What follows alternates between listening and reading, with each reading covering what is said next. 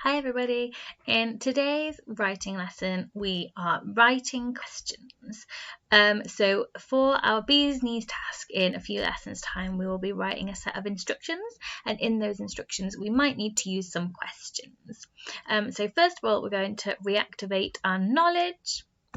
Remembering that questions start with a question word and end in a question mark. We're going to play the stand up sit down game, so I'm going to either say some statements or some questions, and if it's a question, stand up, and if it's a statement, sit down. Okay, so let's give it a go. Do you like apples? Stand up if it's a question, sit down if it's a statement. Do you like apples? Well done, that one's a stand-up one because it starts with the question word do. Do you like apples? I'm asking you if you like apples. Super. Do you have a pet? Well done, that one's a stand-up one too because it's a question. I'm asking you, do you have a pet?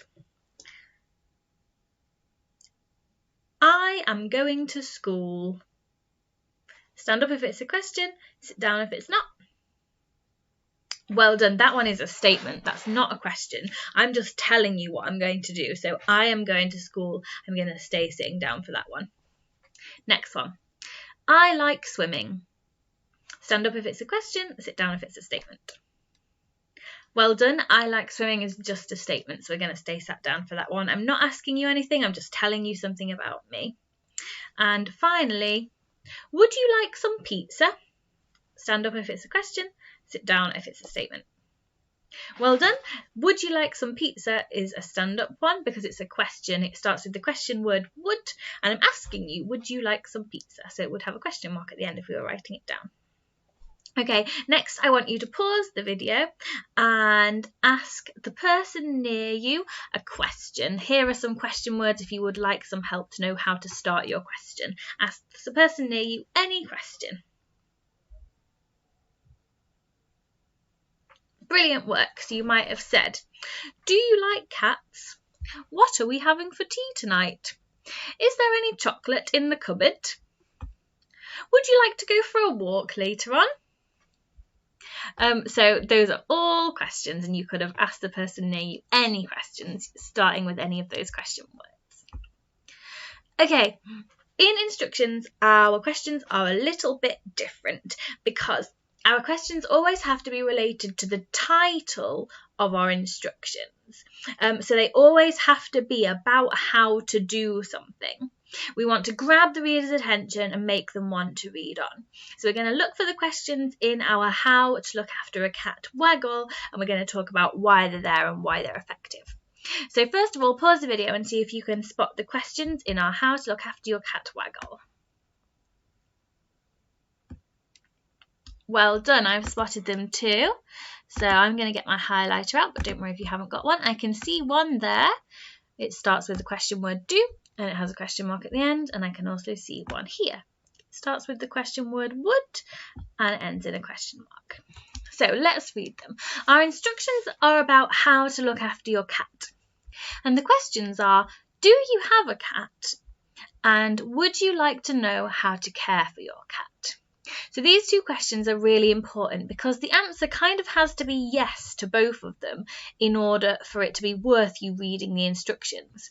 Because if you don't have a cat, you might not need to know how to look after a cat. And if you wouldn't like to know how to care for your cat, then you might not need to read the instructions about how to look after your cat. You would hope that you would want to know how to care for your cat.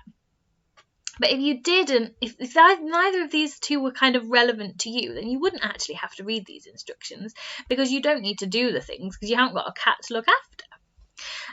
So the questions have to be related to the title. So if the title is how to look after a cat, the questions have to be about whether you have a cat and whether you need to learn how to look after it, things like that. So next we are going to talk about these questions here, and what I would like you to do is guess what the instructions might be. So if it has this question in, what might the instructions be? So the first question has a capital letter and a question word and a question mark at the end, and it says, how do you look after a dog? If it has the question, how do you look after a dog in it, what do you think those instructions might be telling us to do? That's right, the title might be How to Look After a Dog. And then afterwards it would say, how do you look after a dog? If you aren't sure, read on to find out. So this question here, how do you look after a dog, would come in instructions about how to look after a dog, where you're going to tell the person how to look after a dog. You're going to ask them first, do you know how to do it? And then they're probably going to say no, so you're going to tell them. Next one, what do tortoises need to stay healthy? That's a hard one. Have a think what set of instructions that might come from. I agree. There we are telling somebody how to look after a tortoise. So you might say, what do tortoises need to stay healthy? Read on to find out. I've got my question word, what, and my question mark there too. Next one. What do you need to know to look after your cat properly? What sort of instructions would that come from? Well done. That question is asking them if they know how to look after their cat. So that would also come from how to look after a cat. I could put that in my how to look after a cat instructions. What do you need to know to look after your cat properly? Read on to find out. My question word is what, and my question mark is at the end. And finally, how do you keep your horse happy and healthy? What are you telling someone to do there in those instructions? That's right, this one is about how to look after a horse. So your title would be How to Look After a Horse. And then you might write, how do you keep your horse happy and healthy? Read on to find out. Brilliant work. Right, next we're going to talk about whether these questions are suitable for instructions. They are, do you want to make a scrumptious sandwich? Are those shoes blue? Do you know how to make a delicious pizza? And have you got a pet cat? So, our questions have to be suitable for instructions that are telling us how to do something. So if they don't help us understand how to do something, then they are not good instruction questions. But if they do help us know how to do something, then they are good instruction questions. Pause the video now and have a think about these questions. Which ones are good for instructions and which ones are not so good for instructions?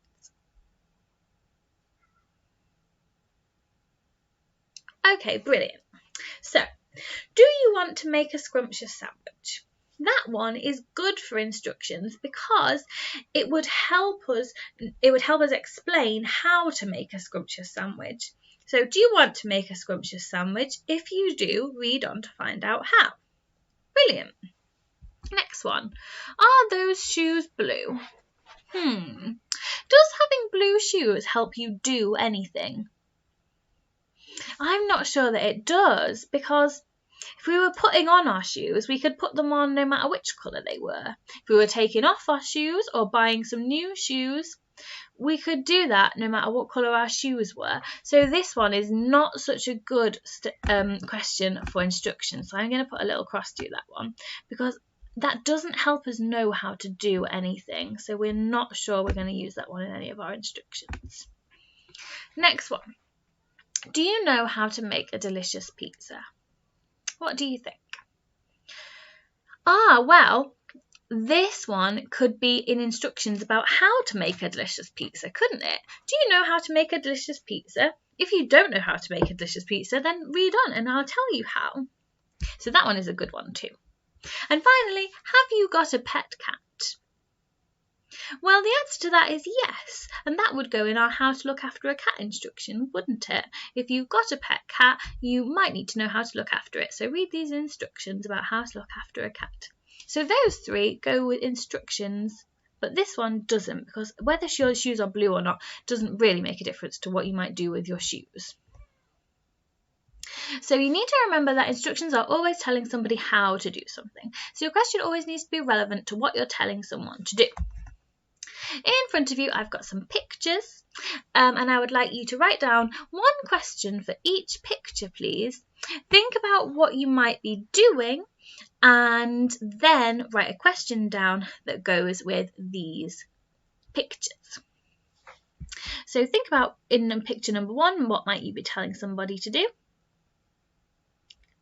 And yes, I agree. We might be telling somebody how to tie their shoelaces. But how to tie your shoelaces is the title, and that's not what we're doing today. Today we are doing questions. So if I'm telling somebody how to tie their shoelaces, I might ask them a question.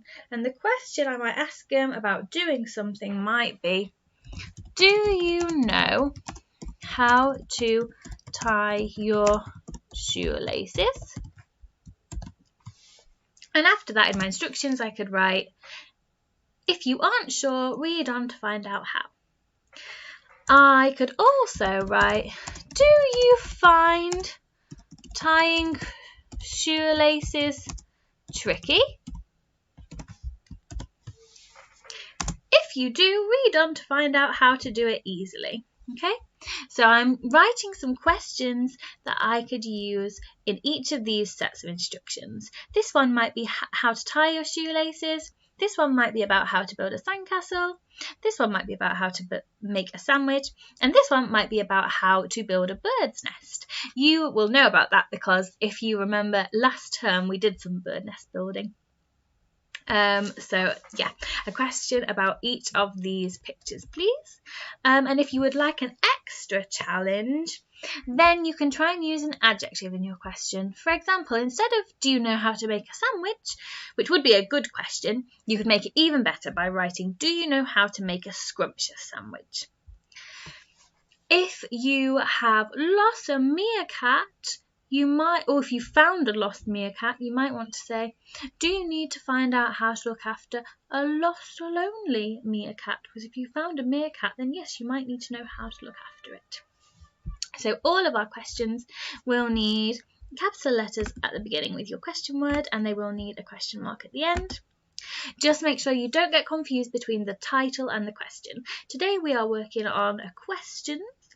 You will need to keep the title in mind, perhaps, to help you write your questions. So for this one, the title would be how to tie your shoes, and the question to go with it would be, do you know how to tie your shoelaces? So the title would not need a question mark because it's a title, but the question would need a question mark, and it's the question that we are focusing on today.